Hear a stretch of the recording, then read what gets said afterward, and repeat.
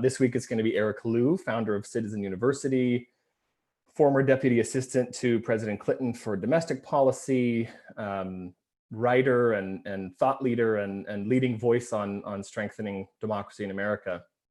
And what a perfect time to have a conversation about democracy here, just 6 days out from a critical election. The stakes are obviously high, anxiety levels are high, but so it appears is enthusiasm with early voting shattering records. 6 days out, we have had 70 million Americans have already voted, which is half of the total votes counted in the 2016 election. In Texas, 8 million people have voted, which is 90% of the state's total votes in 2016. So it seems likely we're going to have the highest voter turnout in a century.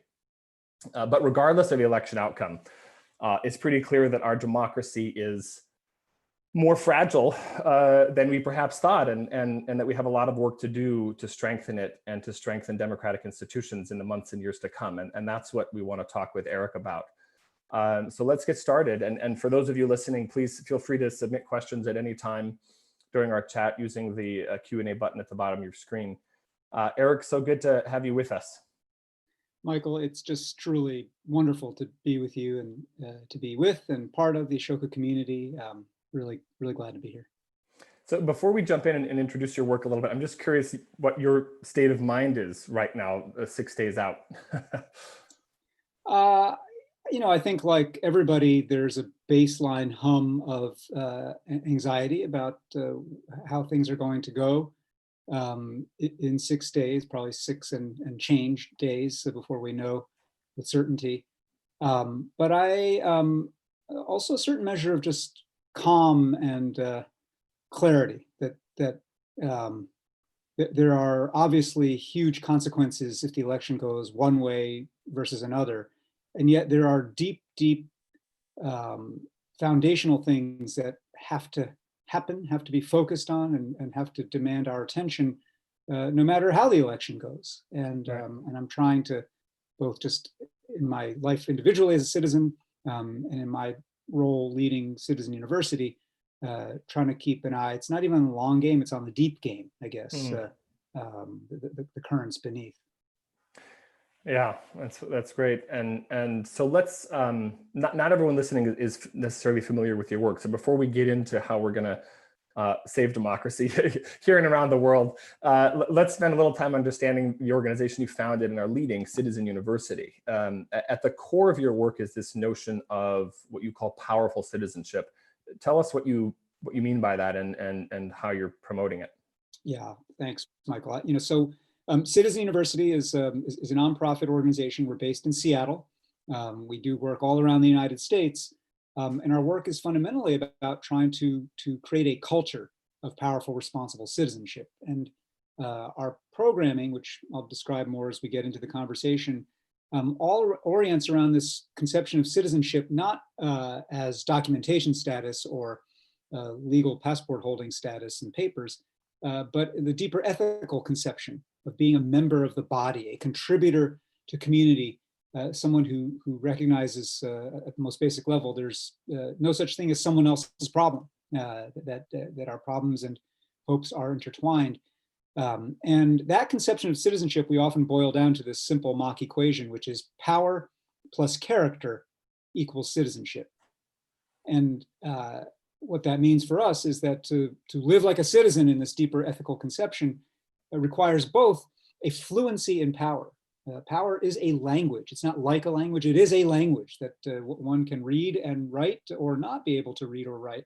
And so that fluency in understanding how power flows in civic life, who has it, who does not have it, why that is, how that came to be, how we change it, how we might reimagine it, which brings you to the writing side of it, which is how could I rewrite the current allocation of power? How can I organize? How can I advocate and mobilize people and awaken my own sense of power?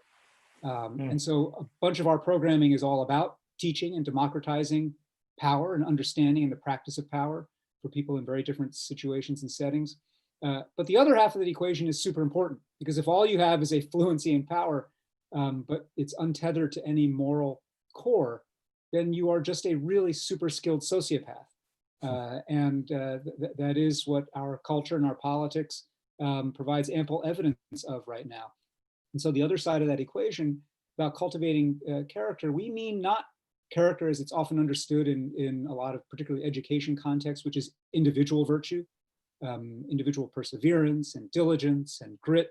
We mean character in the collective, the ways that we live in community, the ways that we behave in public, values and norms that are about reciprocity and mutuality and sharing of burden and sacrifice, service before self and contribution before consumption.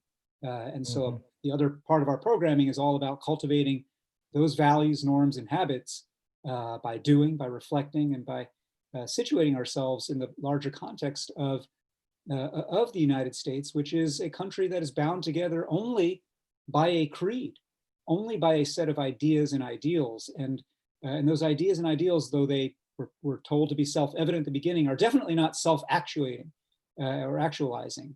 They require us to continually reckon with them and to close the gap between our creed and our deed, between our promises and our actual institutions. And so all of our power plus character work is happening within this American context. But I think for those of folks watching from all around the world, because the Ashoka community is global, I think that core formula, the core equation works wherever you are and however liberal or illiberal your state of self-government might be.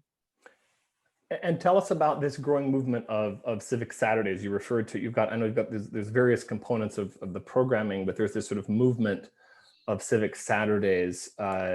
Tell us what they are and how you see them playing a role in all of this.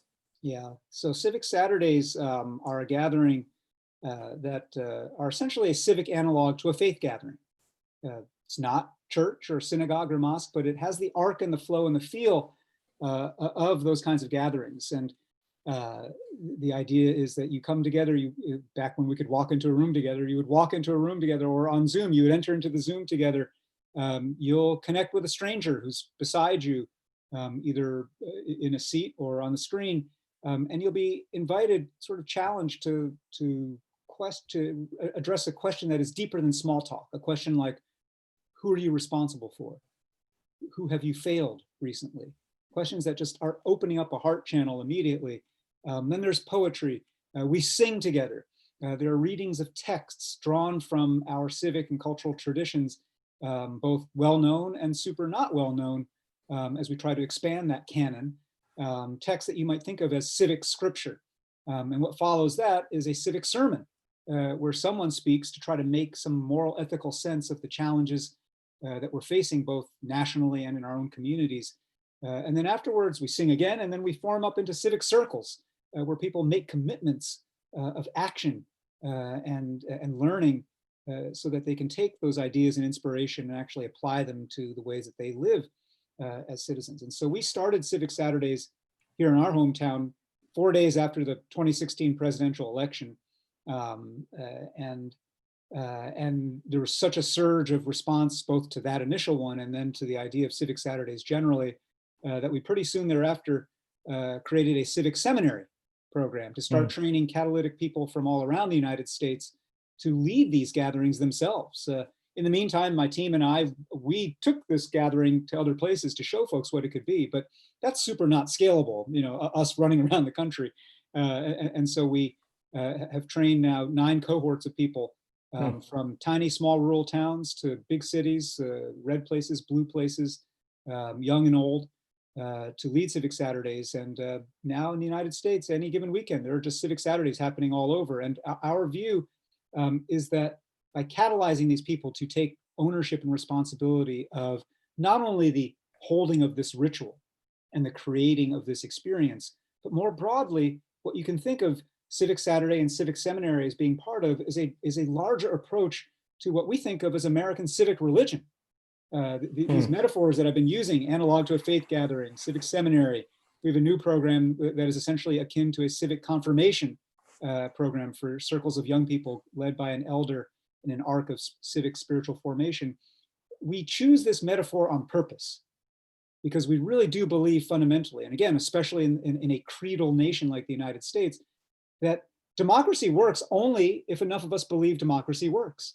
it is fueled entirely by our mutual faith that this thing should mean something, and our mutual millionfold agreement that this form of governing ourselves should be legitimate. And when that faith and that agreement exist, you don't notice it. Right? It's like money. When money works, you don't think about the meaning of legal tender and so forth. But when that faith begins to corrode and break down, as it has in our time, you suddenly realize the fragility of that mutual agreement and the fragility of that faith. And so we're really trying to reinstill a sense of faith, not blind faith, but just actual questioning, reckoning, naming your doubts, and then being in the company of others to try to move our way forward together. So Eric, one of the things I love about you is your your optimism, and I always feel like there's this sense of possibilities and moving forward when I talk to you. But I think I speak for a lot of people on this call when I say that our faith is kind of hanging by a thread. And part of that may be our faith in our fellow Americans, but I think much more it's faith in our democratic institutions. Right? Just look what happened earlier this week: the confirmation of Amy Coney Barrett to the Supreme Court in the middle of an election, right? And so there's the deep hypocrisy of that all, but also the reality that the people who are in charge of our institutions do not represent the majority of Americans, not by a long shot. And so that to me doesn't seem to be a problem of faith, but actually of broken institutions. And of course, the worse a system is working, the more people lose faith, the less people who are willing to put time into fixing it. And you kind of, how do you deal with and end that vicious cycle? So it is a vicious cycle, but it can also be a virtuous cycle, depending on how we move it and set it in motion. I don't deny a single thing you're saying. I think everything about the bad faith, so to speak, with which current elected leaders at the national level have been abusing our institutions, in the Senate and the Supreme Court, speak, I think, largely for themselves. I think even those who are pleased with the results of the confirmation of now Justice Barrett, I don't think they'd make any bones about the fact that, they are not following principle, that they are exercising power in a way that is uncoupled from character. And their basic message is eat it, right? Take it. Or they put it sometimes more nicely: elections have consequences. Mm-hmm. Elections do have consequences, but I think the consequences have to, in a system that's going to work, stay within a mutual agreement of what you are going to preserve and conserve in norms and values that undergird those institutions. The thing about institutions, though, is whether it's expanding the size of the Supreme Court or, as I and others have proposed, ending life tenure on the court and having 18-year terms so that every 4-year term of president, 2 new justices will rotate in and out. There are all kinds of institutional fixes you can imagine for some of what's going on right now. There are plenty of other institutional fixes to address the polarization and concentration of polarization in our politics. But our view at Citizen University is that culture is upstream of structure, right? Mm-hmm. These structural changes and structural reforms are absolutely important. And in an earlier part of my life working in DC, in national politics, I cut my teeth working on policy and structure questions. But it's partly because of that experience that I've come to see that culture, which is our collective agreement about what's okay and what's normal, defines the frame of the possible within the arena of structure. And so, there have been bad actors who in bad faith have abused the rules and abused our institutions. And we have an election in 6 days that may be part of the great corrective to that. But you might say, well, you can correct, who's in elected office, but the court is the court, and it's 6-3 now for the foreseeable future. True, and I think one of the things that we will test in time is whether a court so stacked can maintain legitimacy when the great majority of people hold views that are in opposition to what the court holds. And the only way we can test that proposition is how we show up.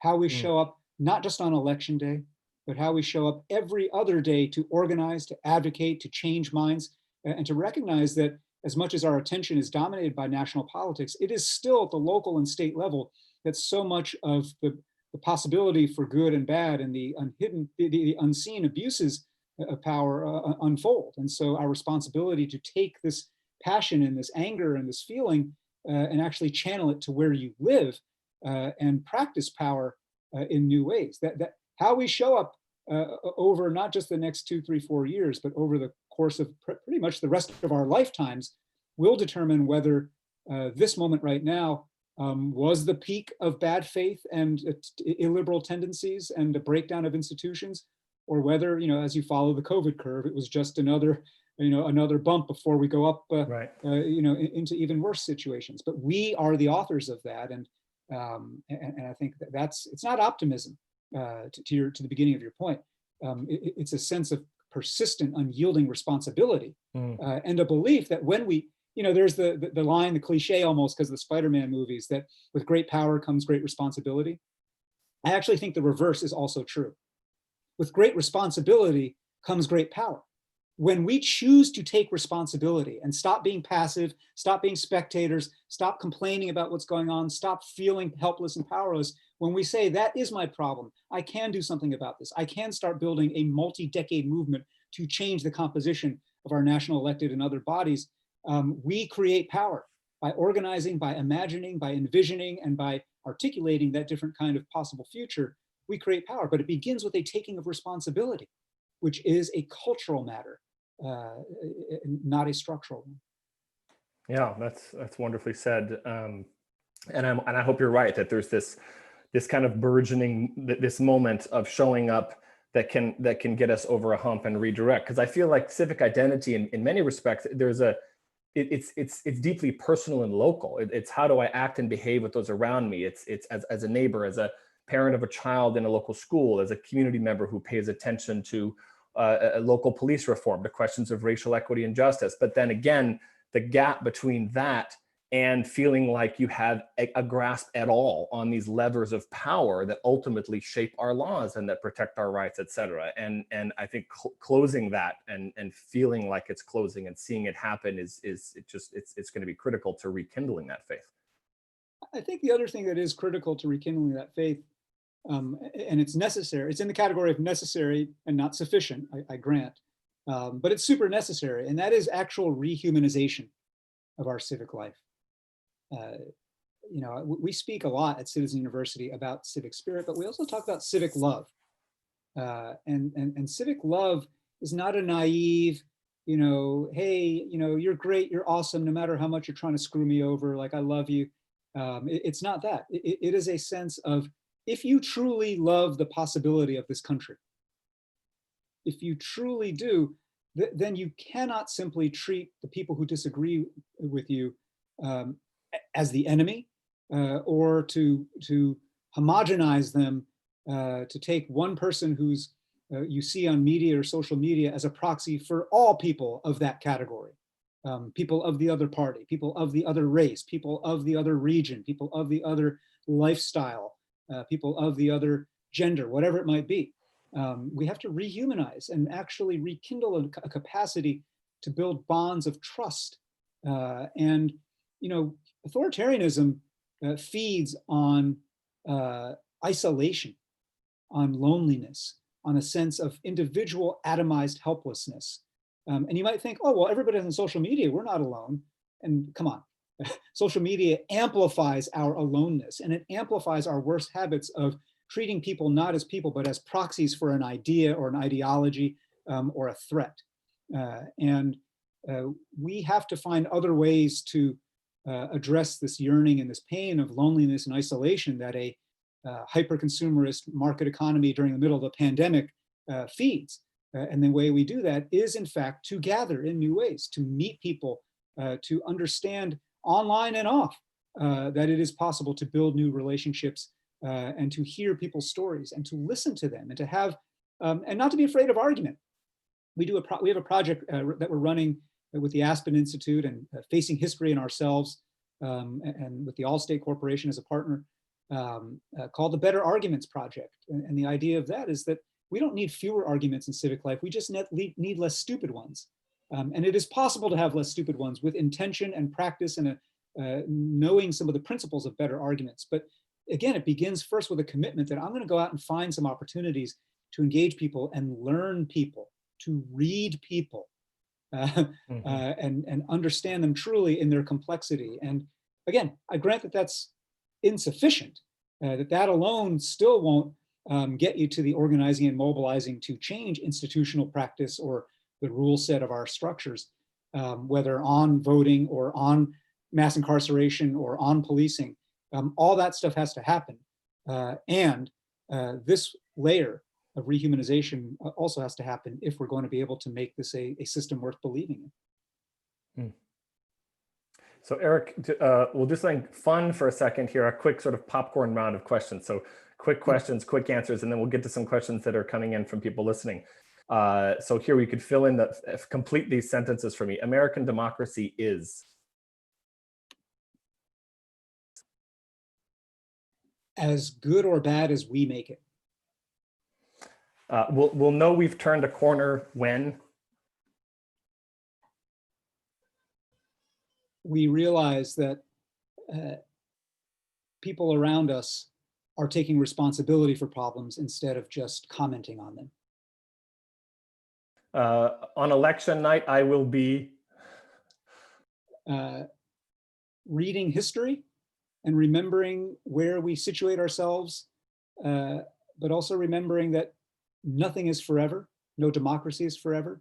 And so our job is just to try to sustain this thing for another generation, another round. It's a fragile experiment. Will we know who the next president is on November 3rd? We might. Okay, last one. If I had a magic wand and could change one structural element of our constitutional democracy, it would be?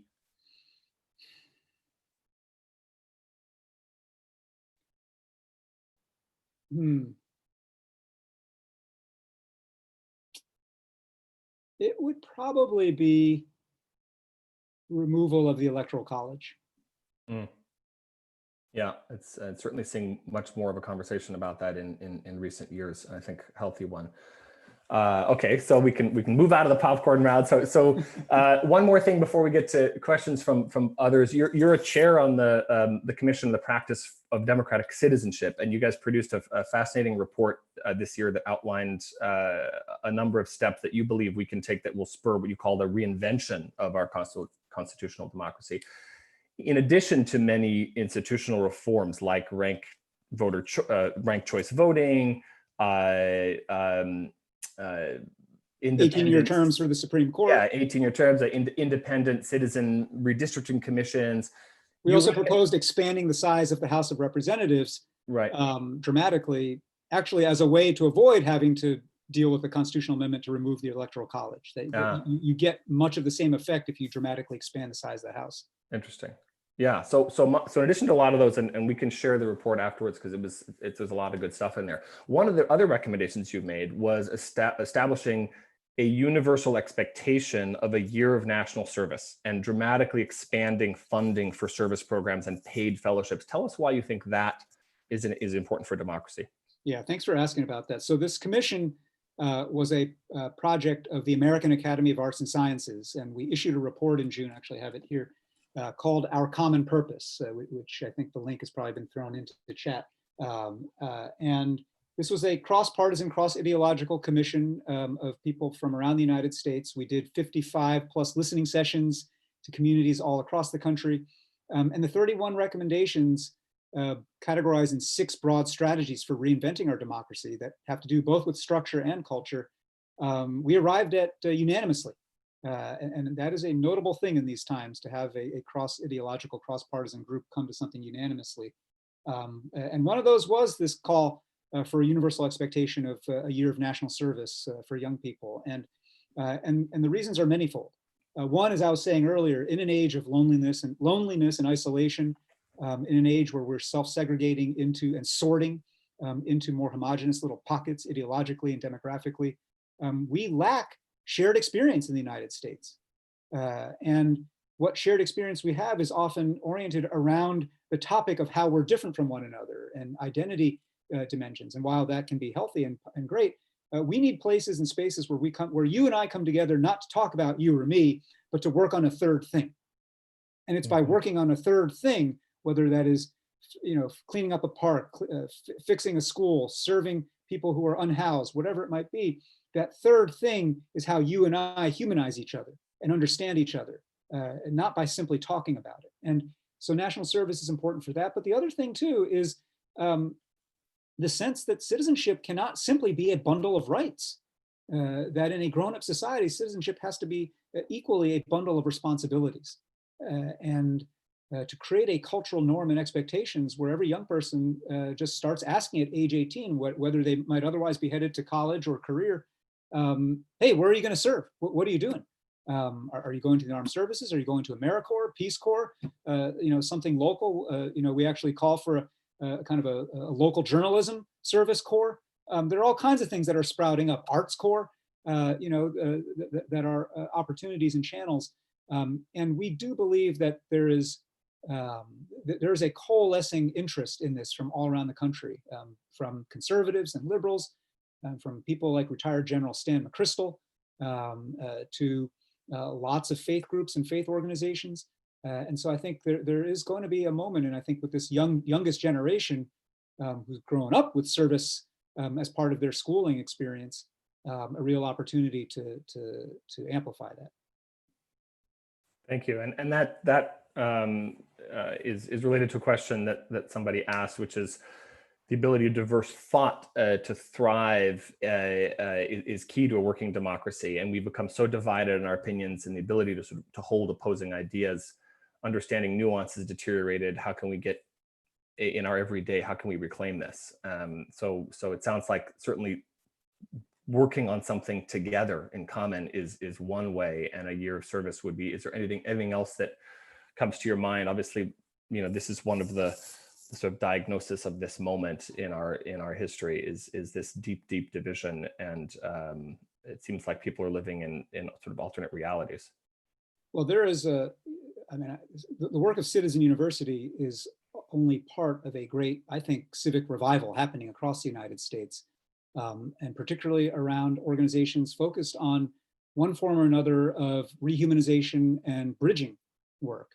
And so Braver Angels, Living Room Conversations, More in Common. There's a long list, and the Weave Project, a long list of organizations and campaigns that are emerging, Listen First, from the bottom up all around the United States. They're not like DC-centered organizations selling stuff to the rest of the country. They are emergent.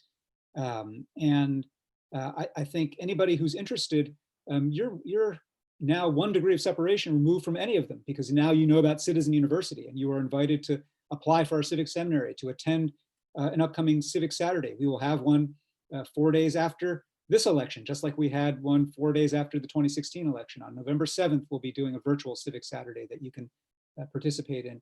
But I think the joining of things, and even if you don't want to specifically find that kind of organization, the best thing that we can all do right now in the United States is to re-exercise an atrophied civic muscle by doing something simple and yet magical, and that is join a club.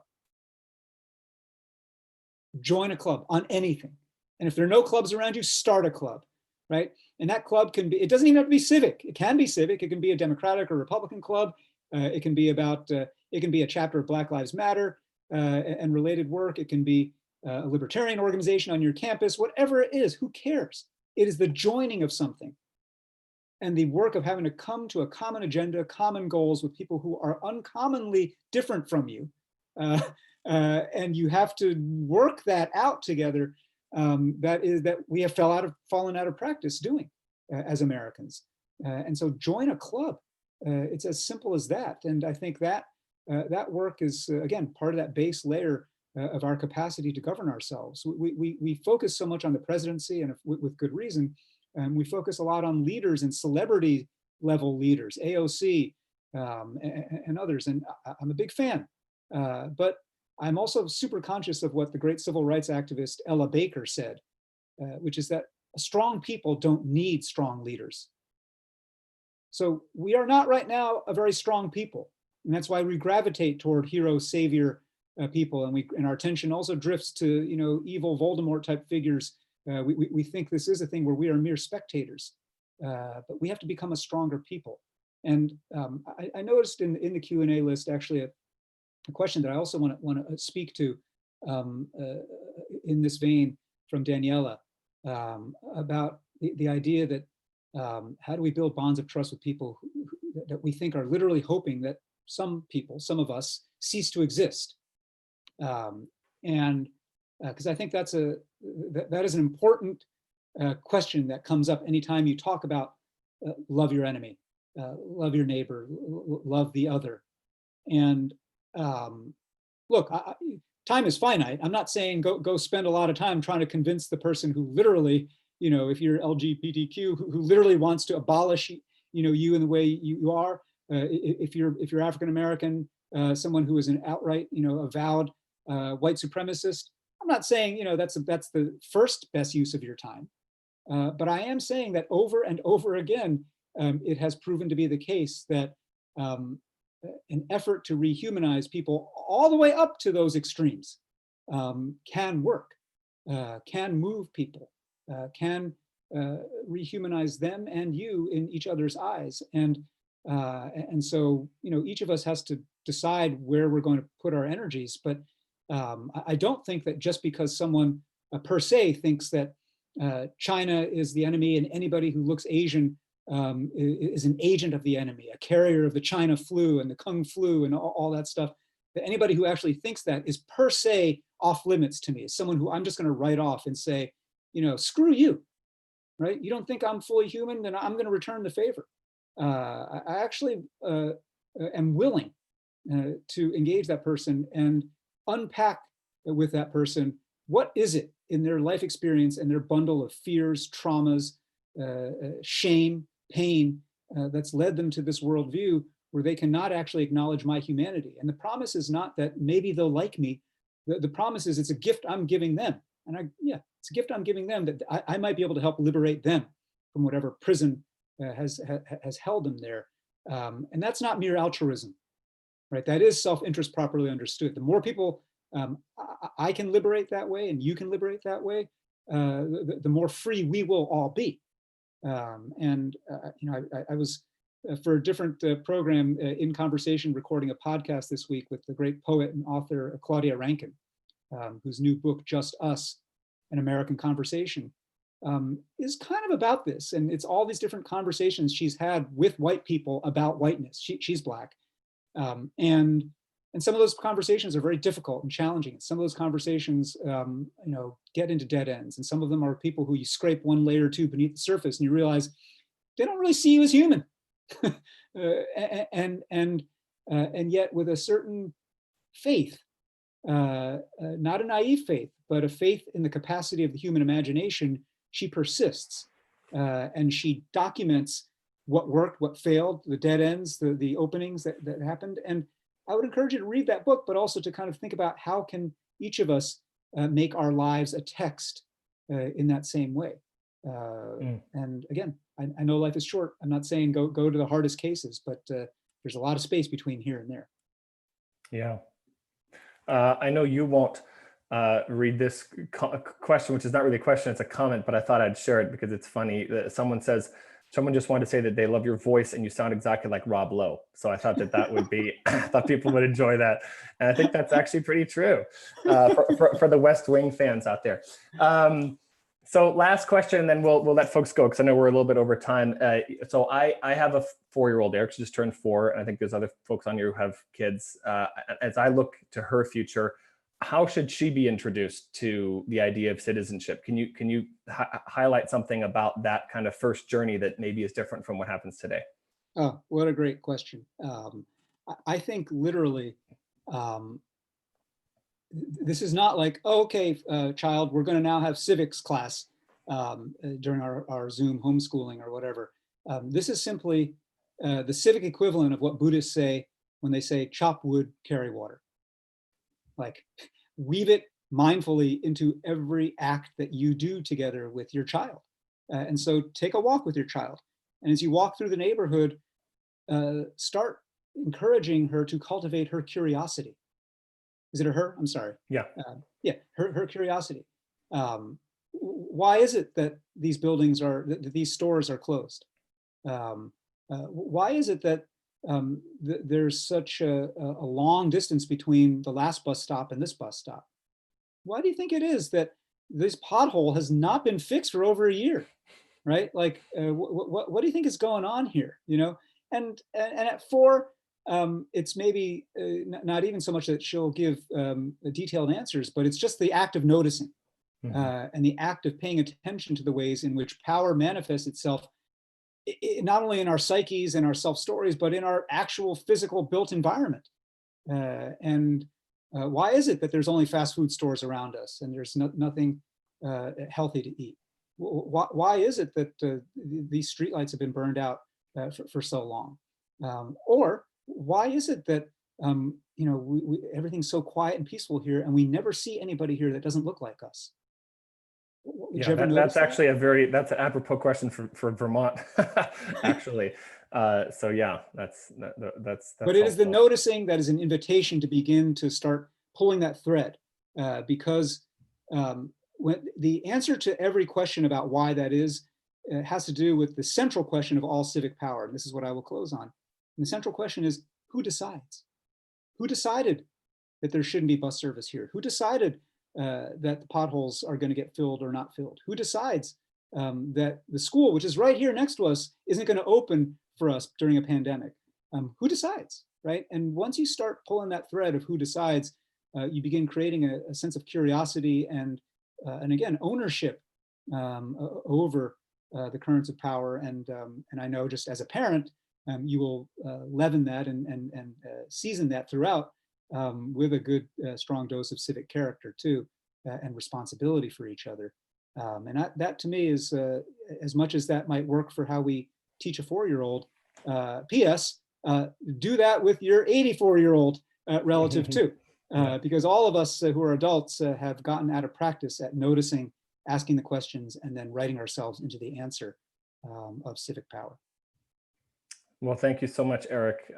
Always a pleasure. And for those of you, thank you all for joining. We'll have more conversations upcoming, including another one next month about democracies under threat across the globe, with several fellows joining, including Eric again, and a fellow from Brazil and from Romania.